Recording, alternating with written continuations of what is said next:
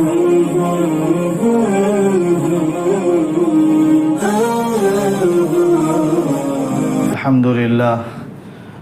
لله نحمده ونستعينه ونستغفره ونؤمن به ونتوكل عليه ونعوذ بالله من شرور أنفسنا ومن سيئات أعمالنا من يهد الله فلا مضل له ومن يضلله فلا هادي له ونشهد أن لا إله إلا الله وحده لا شريك له ونشهد أن سيدنا ومولانا محمدا عبده ورسوله صلى الله عليه وعلى آله وأصحابه وأزواجه وذرياته وأهل بيته أجمعين وبارك وسلم تسليما كثيرا كثيرا أما بعد فأعوذ بالله من الشيطان الرجيم بسم الله الرحمن الرحيم واصبر نفسك مع الذين يدعون ربهم بالغداة والعشي يريدون وجهه صدق الله العظيم وقال النبي صلى الله عليه وسلم المرء على دين خليله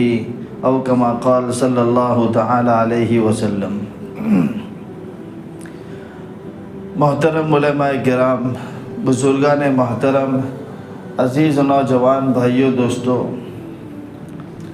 اللہ تبارک و تعالی کا بہت بڑا احسان اور اس کا شکر ہے کہ ایک عجیب و غریب اور بابرکت مجلس میں ہم کو بیٹھنے کی توفیق عطا فرمائی۔ میں تو اس مسجد میں پہلی مرتبہ آیا اور آنے کے بعد دیکھا تو بہت اچھا لگا۔ صاف صفائی ستھرائی بہت اچھی ہے، ظاہر بھی اچھا ہے اور باطن کو اچھا بنانے کی کوشش کی جا رہی ہے۔ یعنی ظاہر کے اعتبار سے در و دیوار فیسیلیٹی وہ ساری چیزیں بہت اچھی بنی ہے۔ اللہ اس محنت کو قبول فرمائے۔ بہت بڑا مسئلہ ہوتا ہے کسی چیز کو مینیج کرنا اور اس کو سنبھالنا، یہ بہت بڑا ایشو ہے، اور کمپلیٹ ہینڈلنگ ہونا یہ بہت بڑی کامیابی کی بات ہوتی ہے۔ اللہ تعالیٰ اسے قبول فرمائے۔ تمہارے امام صاحب بھی ماشاءاللہ بہت اچھا پڑھتے ہیں۔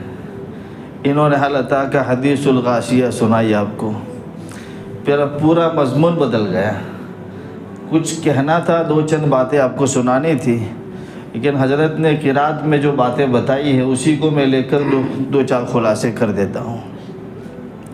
اور باطن کی محنت کے لیے ماشاءاللہ آپ مولانا کفایت اللہ صاحب فکر کر رہے ہیں اور آپ لوگ ساتھ دے رہے ہیں۔ اللہ تعالیٰ اسے قبول فرمائے۔ یہ چند لوگوں کا مجمع ہے، چند لوگوں کی مجلس ہے، یہی محنت برقرار رہی اور اس میں استقامت رہی تو امید کر سکتے ہیں کہ یہ جتنا مجمع ہے اس سے ڈبل نہیں تربل چوبل بھی ہو سکتا ہے، اس سے 4 گنا بھی ہو سکتا ہے۔ جہاں محنتیں ہوئی اور محنتوں کو قرار ملا، استقامت ملی اور ہمیشگی کے ساتھ وہ کام کیا ہے، ساتھ دیا، تالی دونوں ہاتھ سے بجتی ہے۔ فکر کرنے والے فکر کر رہے ہیں، ساتھ بیٹھنے والے اپنا وقت نکال کے بیٹھ رہے ہیں، تو انشاءاللہ اس کا فائدہ کچھ عجیب و غریب آپ دیکھیں گے۔ بڑا فائدہ ہوگا، بڑا مجمع ہوگا اور نیکی عام ہوگی اور برائی کم ہوتی جائے گی، رسم و رواج کم ہوتے جائیں گے، سنتیں عام ہوتی جائے گی۔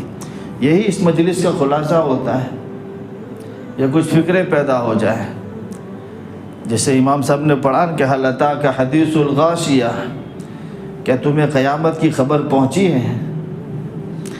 زیادہ ڈیٹیل میں جا کر تفسیر میں نہیں کروں گا، موٹی موٹی 2-3 باتیں بتاتا ہوں۔ کیا آپ کو قیامت کے حالات معلوم ہیں؟ غاشیہ، ڈھانپنے والی، چھپانے والی ایک ایسی حالت پیش آنے والی ہے لوگوں کے اوپر جسے قیامت کہا جاتا ہے۔ اس میں الگ الگ درجے کی کیٹیگری کے لوگ جمع کیے جائیں گے۔ اس میں ہوں گے وجوہ یومئذ خاشعہ اور وجوہ یومئذ ناعمہ۔ ایسے لوگ ہوں گے جن کے چہرے شرمندگی کی وجہ سے آنکھیں ان کی جھکی ہوئی ہوگی اور اپنی کوشش پر پچھتاتے ہوں گے، اور ان کو جہنم میں ڈالنے کا فیصلہ ہو چکا ہوگا۔ تسلا نارا حامیہ تسقى من عین آنیہ لیس لهم طعام الا من ضریع، یہ سب قیامت کے حالات ہیں۔ اور وجوہ یومئذ ناعمہ، کچھ چہرے ایسے ہوں گے جو تر و تازہ ہوں گے، خوشحال ہوں گے۔ لسعیہا راضیہ، وہ اپنی کوشش پر خوش ہوں گے، دنیا میں رہتے ہوئے جو انہوں نے کوششیں کی اور اس کی وجہ سے وہ سکسیس ہوئے، کامیاب ہوئے اور ان کو اچھا رزلٹ ملا اور اپنی کامیابی کو اپنے آنکھوں سے دیکھ لیا، تو اپنی اس کوشش پر خوش ہوں گے۔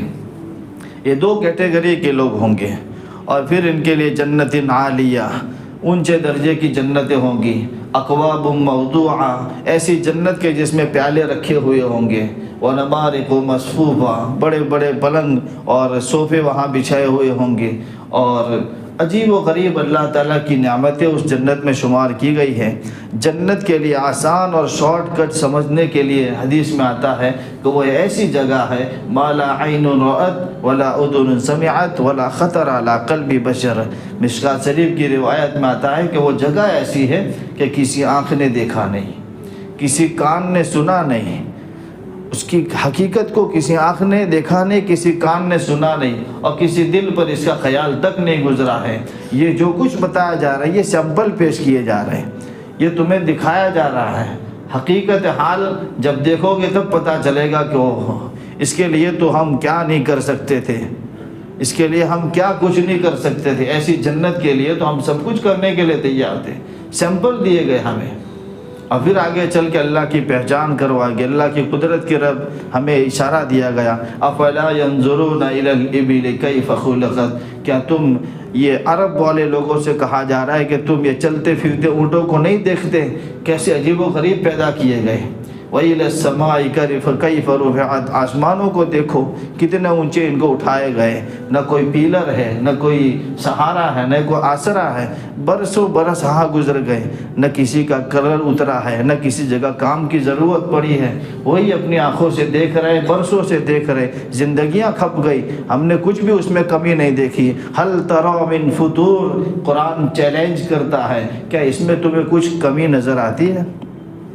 دیکھنے جاؤ گے تو بھی تمہاری آنکھیں واپس آئیں گی۔ ثم ارجع البصر کرتین، دو مرتبہ دیکھو، ینقلب الیک البصر خاسئا وهو حسیر، کہ تم دیکھ دیکھ کے تھک جاؤ گے، تمہاری آنکھیں رسوا ہو جائے گی کہ ہم کمی نکالنا چاہے لیکن کمی نظر نہیں آئی اس میں۔ تو ایک یہ مضمون ہے، یہ ٹاپک تھا اس قرات کے اندر، اور پھر کہا گیا ان الینا ایابہم، یہ جن کو ہم دعوت دے رہے ہیں، اسلام کی طرف بلا رہے، جنت کی طرف بلا رہے، جہنم سمجھا رہے، ان کا حال کیا ہوگا؟ یہ ہمارے پاس آنے والے ہی ہیں۔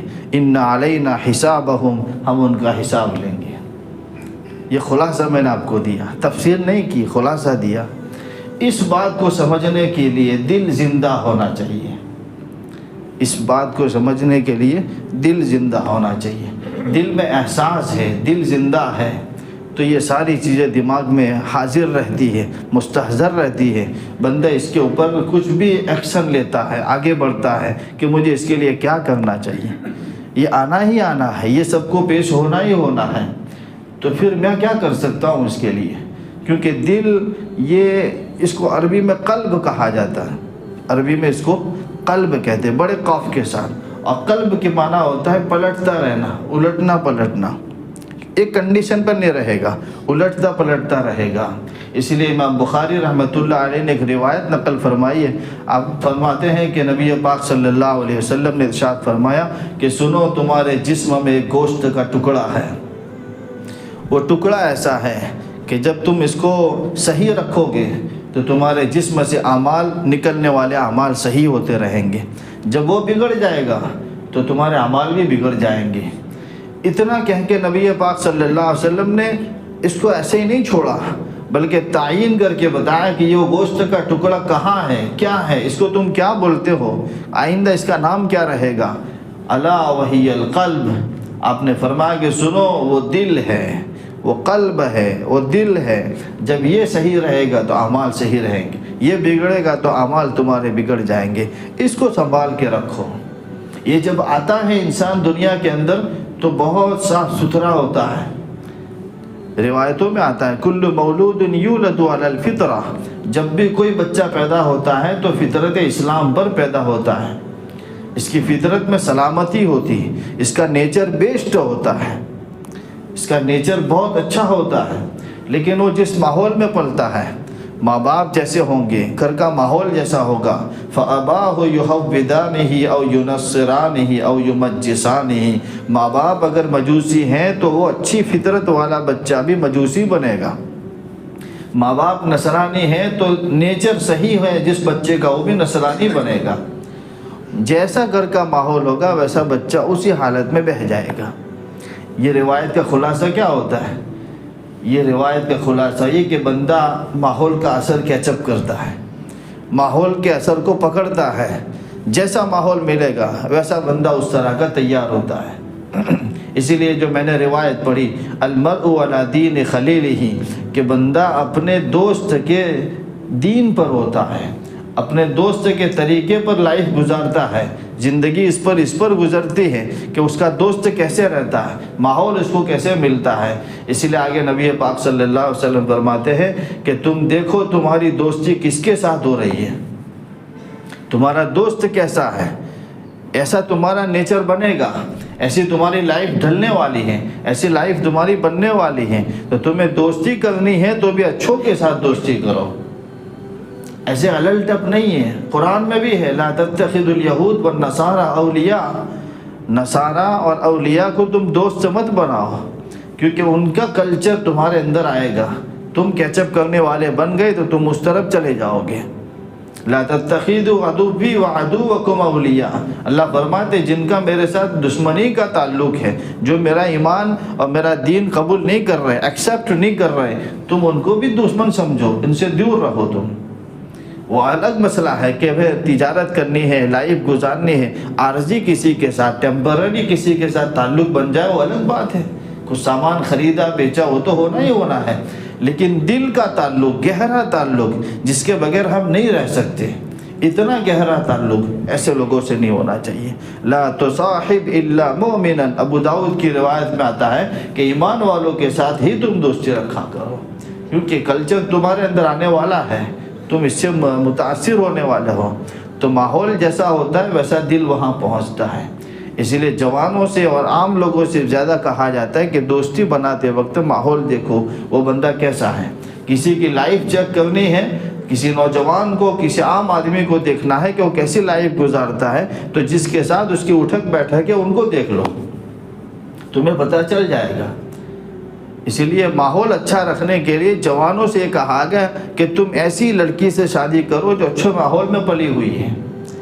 روایتوں میں آتا ہے تنکح المرأة لمالها ولحسبها ولجمالها، لڑکی کے ساتھ جو نکاح ہوتا ہے یا تو مال کی وجہ سے، یا اس کے حسن کی وجہ سے، یا اس کے حسب نسب کی وجہ سے، فیملی کو دیکھتے ہوئے، یہ ساری چیزیں ختم ہونے والی ہیں۔ فاظفر بذات الدین تربت یداک، دین داری کو ترجیح دو شادی کرتے وقت، ورنہ تمہارے ہاتھوں میں صرف مٹی ہی آئے گی اور کچھ نہیں آئے گا۔ اب دیکھ لو جن کے پاس مال ہوتا ہے، تم نے مال بنا کے، نشانہ بنا کے، عنوان بنا کے یہ مالدار ہے، اس سے ان سے شادی کی جائے، مال کہاں تک ساتھ میں رہتا ہے؟ کسی کا جمال دیکھ کے، خوبصورتی کو دیکھ کر شادی کی تو خوبصورتی کہاں تک رہے گی؟ حسب نسب کو، لیول کو دیکھ کر، فیملی کو دیکھ کر تم نے نکاح کیا ہے تو وہ کب تک رہ سکتا ہے؟ ایک دین ہے جو زندگی بھر تمہارے ساتھ رہنے والا ہے اور ساتھ میں آنے والا بھی ہے۔ یہ جوانوں کو کہا جا رہا ہے جن کی شادیاں ہو گئی وہ گھر کے ماحول کو اچھا بنائے، اپنے جہاں اٹھک بیٹھک وہ اچھی رکھے۔ روایتوں میں آتا ہے کہ لا تجالسوا اہل الاہوا، جو خواہش پرست ہوتے ہیں، جن کے دماغوں میں صرف دنیا ہے، نفس پرستی ہے، ہائے پیسہ، ایسے لوگ ہائے دنیا والے، ان کے ساتھ تم رہو گے تمہارے دل بیمار ہو جائیں گے۔ فإنہا ممرضۃ للقلب، تمہارے دل بیمار ہوں گے، دنیا کی محبتیں آئے گی، شہوتیں آئے گی، طرح طرح کے خیالات، آخرت سے دور ہو جاؤ گے، دین سے دور ہو جاؤ گے۔ یہ اٹھک بیٹھک اور صحبت کا اثر پڑتا ہے۔ اس لیے نکاح کے موقع پر، عام بیٹھنے کے موقع پر، ہر اعتبار سے ماحول کو پہلے چوز کیا جائے کہ ہم کیسے ماحول میں رہ سکتے ہیں، ورنہ جن کے پڑوسی ایسے ہوتے ہیں تو اولاد بھی ایسی ہو جاتی ہے، جن کا محلہ، جن کی سوسائٹی ایسی ہو جاتی تو ہماری اولاد، اچھے گھرانوں کی اولاد بھی اس کے اندر بہہ جاتی ہے۔ پھر آدمی سر پہ ہاتھ رکھ کے روتا ہے کہ کیا کر سکتے ہیں، کچھ سمجھاؤ، کسی دوسرے کا سہارا لیتا ہے، اس کا سہارا لیتا ہے، لیکن وہ بات ہاتھ میں نہیں آتی، جو ہاتھوں سے نکل جاتی بات ختم ہو جاتی ہے۔ ابھی جو ایمان کے سودے ہو رہے ہیں، لڑکیاں جا رہے، لڑکے جا رہے، اچھے خاصے جنہوں نے ایجوکیٹ کیا ہے، ایجوکیشن میں آگے بڑھے، وہ بھی اس طرح کے بہاؤ میں بہتے جا رہے ہیں۔ یہ ماحول کا اثر ہوتا ہے، ایسے ماحول میں جائیں گے دل اس طرف چلا جائے گا۔ میں نے جو آپ کو ٹاپک سمجھایا نا، یہی ہے کہ سارا ڈیپینڈ آخرت کا استحضار، ہم کس کیٹیگری میں دنیا سے جاتے وقت ہم بن سکتے ہیں، جنتی بن سکتے ہیں، میدان محشر میں عزت والے ہو سکتے ہیں۔ یہ ساری چیزیں لانے کے لیے دل کا احساس ضروری ہے، دل ہمارا صحیح لائن پر ہونا ضروری ہے، ورنہ بہت زیادہ مشکل میں آدمی پڑ سکتا ہے، بہت بڑا نقصان اٹھا سکتا ہے، جس سے واپس آنے کا کوئی امکان ہی نہیں ہے۔ اسی لیے اچھی صحبت اختیار کی جائے۔ جیسے یہ ماحول بنا ہے، اللہ کا فضل ہے، یہ ایسی مجلس ہے، یہ ایسی صحبت ہے کہ جس پر بیٹھنے کے لیے جس کو چاروں طرف سے فرشتے گھیر لیتے ہیں، اور ایسی مجلس کی تلاش میں فرشتے رہتے ہیں۔ امام بخاری رحمۃ اللہ علیہ نے روایت کو بیان کیا ہے کہ فرشتے ایسی مجلسوں کو تلاش کرتے ہیں، پھر اپنے رب کے پاس پہنچ کر پوری مجلس کی باتیں سناتے ہیں، مجلس کے لوگوں کا حال بیان کرتے ہیں۔ اللہ تعالیٰ، بہت میں شارٹ روایت سنا رہا ہوں، اللہ تعالیٰ ان کی باتوں کو، ان کے رپورٹ کو سن کر یہ کہتا ہے کہ میں نے اس مجلس والوں کی مغفرت فرما دی۔ ایک فرشتہ ایسا کہتا ہے کہ یا اللہ، ایک بندہ ایسا بھی تھا جو مجلس میں بیٹھنے کی نیت سے نہیں آیا تھا، وہاں سے پاس ہو رہا تھا یا کسی اور کام سے آیا تھا۔ اللہ تعالیٰ فرماتے میں نے ان کو بھی بخش دیا ہے، وہ بندے کی میں نے مغفرت فرما دی۔ اس لیے کہ بیٹھنے والے لوگ ایسے ہیں کہ جن کے ساتھ بیٹھنے والا، جن کے پاس آنے والا کبھی بدبخت نہیں ہو سکتا ہے، محروم نہیں ہو سکتا ہے۔ لا هم القوم لا يشقى جلیسهم، ان کے ساتھ بیٹھنے والا، ان کے ساتھ قریب میں رہنے والا بھی محروم نہیں ہو سکتا ہے۔ اس لیے اس کو ہم سیریس بن کے اس کو حاضری دیں، بیٹھیں، سمجھیں، اور کچھ دماغ پر پریشر ڈالیں کہ ہمیں اس مجلس میں کیا مل رہا ہے، ہمیں کیسی زندگی گزارنی چاہیے۔ نبی پاک صلی اللہ علیہ وسلم فرماتے کہ اس طرح کی مجلس والوں کی مثال ایسی ہے جیسے دنیا میں ماحول کی مثالیں ہوتی ہیں۔ آپ نے فرمایا ایک ماحول ایسا ہوتا ہے، دکان عطر بیچنے والے کی دکان ہے، وہاں چلے گئے تو یا تو تم نے خوشبو خریدی ہے یا اس نے تمہارے جسم پر لگائی ہے یا تم نے دور بیٹھ کر اس کی خوشبو کا احساس کیا ہے۔ بہرحال ہر کنڈیشن میں آپ اچھی حالت میں رہیں گے۔ اور ایک ہوتی ہے لوہار کی، بھٹی چلانے والے کی دکان ہوتی، وہاں بندہ جاتا ہے تو یا تو کپڑے پر آگ لگ جاتی ہے، کوئی انگارہ اڑ کے آ جاتا ہے، دھواں لگ جاتا ہے، یا گرمی پہنچتی ہے، کچھ نہ کچھ بری حالت کے ساتھ وہاں سے واپس نکلتا ہے، پریشان ہو کے نکلتا ہے۔ بس یہ مجلس کا حال ایسا ہی ہے، یہاں بیٹھنے والے اچھی حالت میں ہوتے ہیں۔ مجلس کا حال یہ کہ نبی پاک صلی اللہ علیہ وسلم کے پاس جو صحابہ بیٹھتے تھے، یہ صحبت کی بات میں بتا رہا ہوں کہ صحبت اتنی اونچی چیز ہے کہ مکہ مکرمہ میں جو صحابہ رہے اور وہاں مسجد حرام میں جو نماز پڑھنے کا جو ثواب تھا، کتنی بڑی نعمت تھی، کتنی بڑی نمازوں کا ثواب ملتا تھا۔ لیکن جب ہجرت کا موقع آیا تو صحابہ کو کہا گیا کہ تم کو پیغمبر کے ساتھ جانا پڑے گا، پیغمبر کی صحبت میں جا کے تم رہو، یہاں نمازوں کا ثواب مت دیکھو، تمہیں تو صحبت کی ضرورت ہے، صالح اور اچھے بندے کی صحبت چاہیے، میرے نبی کے ساتھ تم چلے جاؤ۔ ہجرت کر کے اپنا کھیتی باڑی، مکان، دکان، ساری چیزیں چھوڑ کے مدینہ منورہ پہنچے اور نبی پاک صلی اللہ علیہ وسلم کی صحبت میں رہے۔ اتنا رہے، ایسا رہے کہ بعض لوگوں کو شبہ ہو جاتا تھا کہ یہی نبی ہے یا دوسرے نبی ہیں، یعنی اتنی اتباع کرتے تھے، ایک ایک عمل کی اتباع کرتے تھے۔ حضرت عبداللہ بن عمر رضی اللہ تعالیٰ عنہ کے بارے میں آتا ہے، جب وہ نماز پڑھتے تھے تو یہ بٹن اوپر سے گریبان کھلا رکھتے تھے، اوپر سے تھوڑا سا کھلا رکھتے تھے۔ تو ایک صحابی نے پوچھا کہ آپ ایسا کیوں کرتے ہیں؟ تو عبداللہ بن عمر فرماتے میں نے اپنے نبی پاک صلی اللہ علیہ وسلم کو دیکھا ہے کہ جب وہ نماز پڑھتے تھے تو کچھ گریبان کھلا ہوا رہتا تھا۔ اور یہی بات حضرت عروہ نے ابو سفیان معاویہ رضی اللہ تعالیٰ عنہ کے بارے میں کہی کہ معاویہ رضی اللہ تعالیٰ عنہ جب بھی نماز پڑھتے تھے تو وہ اوپر سے بٹن تھوڑا سا کھلا رہتا تھا، اور انہوں نے بھی ایسا ہی بیان کیا کہ میں نے پیغمبر کو دیکھا ہے کہ آپ کا گریبان کچھ کھلا ہوا رہتا تھا۔ اتنی کاپی مارتے تھے، اتنی اتباع کرتے تھے، ایک ایک عمل کو اپنی زندگی میں لانے کی کوشش کرتے تھے۔ یہاں تک روایتوں میں آتا ہے کہ نبی پاک صلی اللہ علیہ وسلم اگر ہنسے ہیں، کسی بات پر آپ کو ہنسی آ گئی ہے تو صحابہ نے اس کو بھی ریکارڈ کیا ہے، اس کو بھی بیان کیا ہے۔ روایتوں میں آتا ہے، بخاری شریف میں روایت ہے، آپ صلی اللہ علیہ وسلم فرماتے کہ میں ایک ایسا شخص بتاتا ہوں جو سب سے اخیر میں جہنم سے نکالا جائے گا اور سب سے اخیر میں جنت میں بھیجا جائے گا۔ یہ بات آپ نے ارشاد فرمائی۔ تو نبی پاک صلی اللہ علیہ وسلم نے اس تذکرے کو بیان کرتے کرتے آپ نے فرمایا جہنم میں سب سے اخیر میں ایک بندہ نکالا جائے گا اور وہ باہر نکلے گا، باہر آنے کے بعد اللہ تعالیٰ فرمائیں گے جا تو جنت میں داخل ہو جا، اور وہ چلتے چلتے جنت کے پاس پہنچے گا تو وہ دیکھتا ہے کہ یہ تو بھری ہوئی ہے، فَيُخَيَّلُ إِلَيْهِ، اسے خیال آئے گا أَنَّهَا مَلْأَ، یہ تو بھر چکی ہے۔ واپس اللہ تعالیٰ کے پاس آئے گا، یا رب تبارک و تعالیٰ یہ تو بھری ہوئی ہے، مجھے تو کوئی جگہ ہی نظر نہیں آ رہی، کوئی جگہ ہے ہی نہیں وہاں۔ تو اللہ تعالیٰ فرمائیں گے تو چلا جا جنت میں داخل ہو جا، إِنَّ لَكَ مِثْلَ الدُّنْيَا وَعَشَرَ، تیرے لیے دنیا کے برابر نہیں، دنیا سے 10 گنی بڑی جگہ میں نے وہاں رکھی ہے، دنیا سے 10 گنی زیادہ جنت تیرے لیے تیار ہے، جگہ ہے اس میں۔ وہ بندہ واپس آئے گا، پھر آ کر دیکھے گا کہ اللہ وہ تو بھری ہوئی جنت ہے، کوئی جگہ ہی نہیں ہے۔ تو پھر دوبارہ اسے کہا جائے کہ تیرے لیے جگہ ہے، وہاں تو چلا جا۔ تو بندہ کہے گا انت الملک، انت الملک، آپ تو بادشاہ ہے، اتسخر منی، کیا آپ مجھ سے مذاق کر رہے ہیں؟ آپ مجھ سے مذاق کر رہے ہیں؟ جنت میں جگہ نہیں ہے، آپ مجھے وہاں بھیج رہے ہیں، میں واپس آ رہا ہوں، آپ واپس بھیج رہے ہیں۔ اتسخر منی انت الملک، آپ تو بادشاہ ہو کر میرے ساتھ مذاق کر رہے ہیں۔ یہ روایت کو بیان کرتے ہوئے نبی پاک صلی اللہ علیہ وسلم کو ہنسی آ گئی، ایسے ہنسے کے اندر کے دانت نظر آئے۔ صحابہ نے اس کو روایت میں بیان کیا، حتی بدت ضحک حتی بدت نواجذہ، آپ ایسے ہنس گئے اس بات کو بیان کرتے ہوئے کہ آپ کے اندر کے دانت بھی نظر آنے لگے۔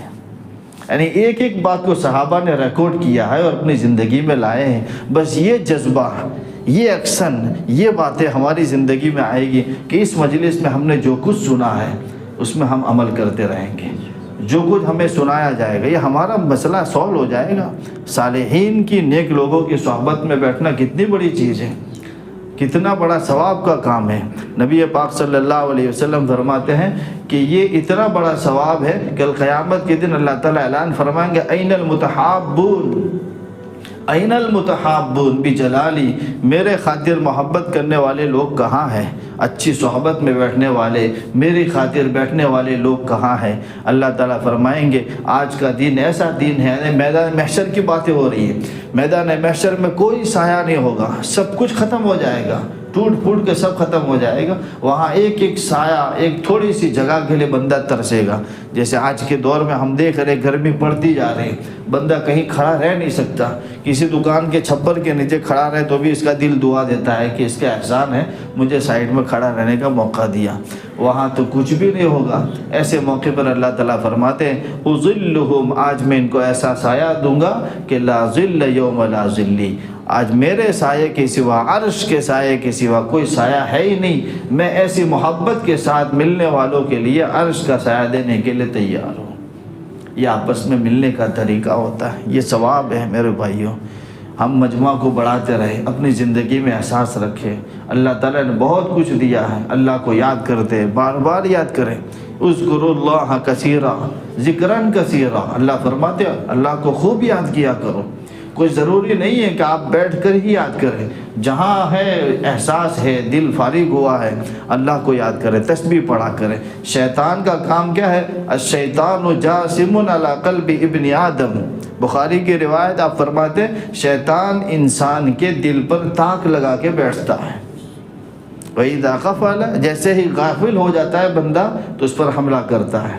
وَإِذَا ذَكَرَ، جب یہ ذکر میں لگتا ہے تو وہ پیچھے ہو جاتا ہے، تو اس کو موقع ہی نہیں دینا چاہیے۔ سبحان اللہ، الحمدللہ، اس طرح کی تسبیحات پڑھتے رہے، زبان پر تر و تازہ رہے، دل میں ہم احساس رکھیں، اللہ کو یاد کرتے رہیں، جتنا ہو سکے اتنا اللہ کا نام لے رہے۔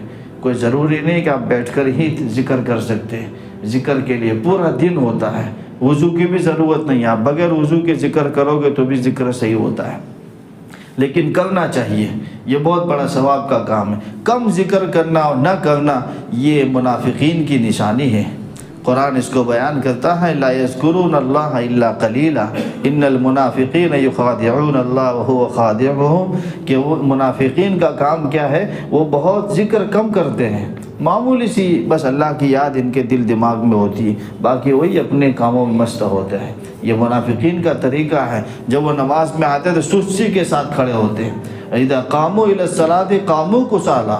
یہ دوسری نشانی منافقین کی میں آپ کو بتا رہا ہوں، اس تعلق کے ساتھ کہ اس آیت میں اسی کا بھی تذکرہ ہے، جہاں یہ بات کہی گئی کہ یہ ذکر بہت کم کرتے ہیں، تو نماز میں کھڑے ہونے کا طریقہ سستی والا طریقہ ہوتا ہے، یعنی کب امام صاحب برا کرے کم باہر نکل جاوے، آئے تھے لاسٹ میں جا رہے پہلے، یہ حالات ہمارے بنتے جا رہے ہیں۔ ایسا نہیں، یہ تو سکون کی جگہ ہے، غشیت علیہم الرحمہ، جب اس طرح کے لوگ جمع ہوتے ہیں مسجد میں تو رحمت نازل ہوتی ہے، حفت علیہم الملائکہ، فرشتہ گھیر لیتا ہے، اللہ کی رحمت آتی ہے، نزلت علیہم السکینہ، اللہ کی طرف سے سکون نازل ہوتا ہے۔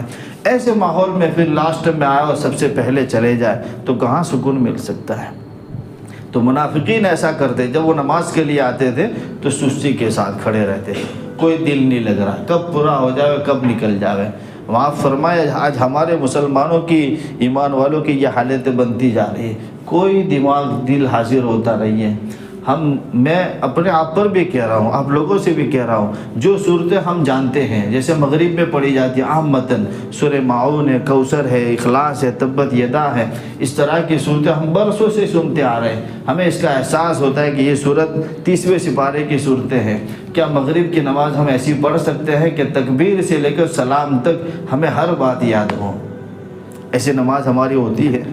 کتنی مرتبہ تسبیح پڑھی وہ بھی یاد نہیں رہتی۔ بہت سارے لوگ ایسے ہوتے، کچھ لوگ ہوتے ہیں جن کو یہ سمجھ میں آتا ہے کہ میں دھیان سے نماز پڑھ رہا ہوں۔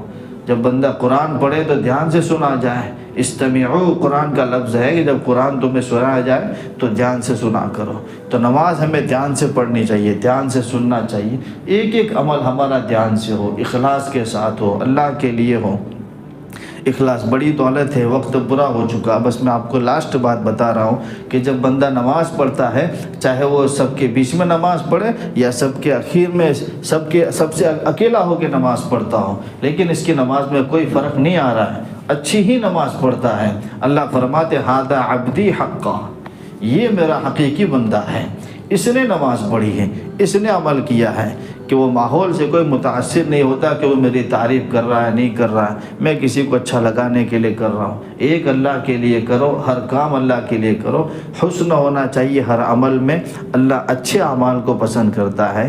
یہ ہمارے امتحان کی جگہ ہے، یہ ختم ہونے والی جگہ ہے، زندگی بھر اور ہمیشہ ہمیشہ کے لیے ہمیں یہاں نہیں رہنا ہے، ہم یہاں تیاری کے لیے آئے ہیں۔ تو دو چہرے ہوں گے، وجوہ یومئذ خاشعہ، کچھ لوگ ہوں گے جن کی آنکھیں جھکی ہوئی ہوگی، ہم کیا کر کے آئے، کیا کرنے آئے تھے اور کیا کر کے چلے گئے، یہاں سے دوبارہ چانس نہیں ملے گا۔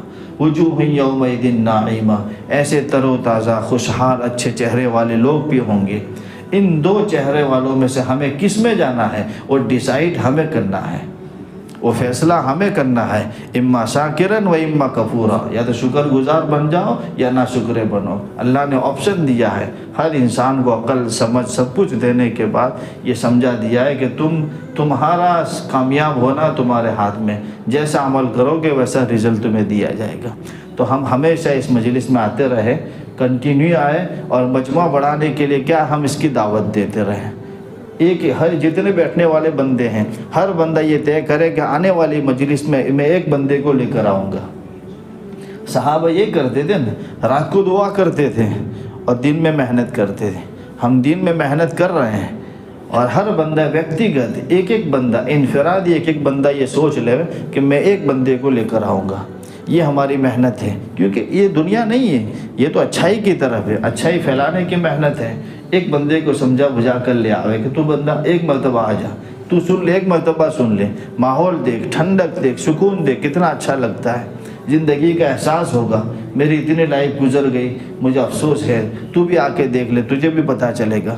دو باتیں بتا کر اس کو مجلس میں لے آوے تو اس سے فائدہ کیا ہوگا؟ ہمارے لیے جمنا آسان ہوگا، ہماری وجہ سے وہ بندہ اعمال کا پابند ہوگا، اس کا ثواب بھی ملے گا، اور دھیرے دھیرے پورے ننداسن میں یہ ساری باتیں عام ہو جائے گی، انشاءاللہ خیر ہی خیر پھیلتی رہے گی۔ 10-12 سال کے بعد میں دیکھ رہا ہوں، میں نے یہاں پڑھایا آپ کے دارالعلوم شب برہانی میں 2-3 سال پڑھایا ہے، 2010 11 12 میں، تو وہاں اس وقت کے لحاظ سے ابھی کے موقع کے اعتبار سے بہت اچھا ہے، اللہ نے بہت نوازا ہے، بہت اچھا بن گیا ہے ہر اعتبار سے۔ بس یہ ہم سمجھ لے ہمیں اچھے چہرے اور خوشحال چہرے مل جاوے قیامت کے دن، اس کی محنت کرنی ہے، ٹھیک ہے؟ اللہ تعالیٰ عمل کی توفیق نصیب فرمان۔ کہاں سنا ہوا میرے لیے، آپ حضرات کے لیے امن کا، ہدایت کا، نجات کا ذریعہ بنائے۔ درود شریف پر لگائیں۔ اللہم لک الحمد کلہ ولک الشکر کلہ بیدک الخیر کلہ والیک یرجع الامر کلہ اللہم لا الہ الا انت المنان بدیع السماوات والارض ذی الجلال والاکرام اللہم صلی علی محمد وعلی آل محمد وبارک وسلم۔ اے اللہ تیرا احسان ہے، تیرا کرم ہے، اتنی بہترین جگہ ہمیں نصیب فرمائی، تیرے گھر میں آنے کی توفیق عطا فرمائی، تیرے دین کو سننے کی توفیق عطا فرمائی۔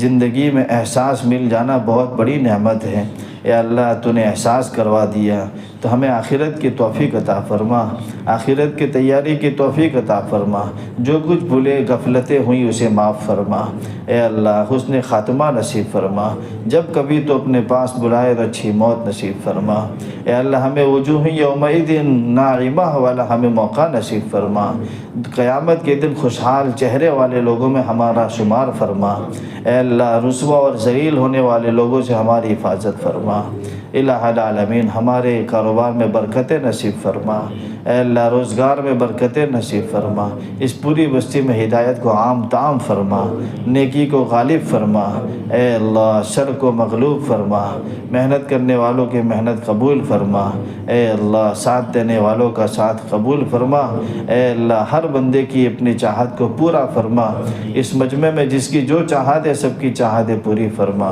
اے اللہ رزق حلال نصیب فرما، حرام سے حفاظت فرما، آپس کے تعلقات بنائے رکھنے کی توفیق نصیب فرما، اے اللہ جو مانگا ہے عطا فرما، جو رہ گیا وہ بھی عطا فرما، حضور پاک صلی اللہ علیہ وسلم کے صدقے طفیل ہماری دعائیں قبول فرما، وصلی اللہ علی النبی الکریم برحمتک یا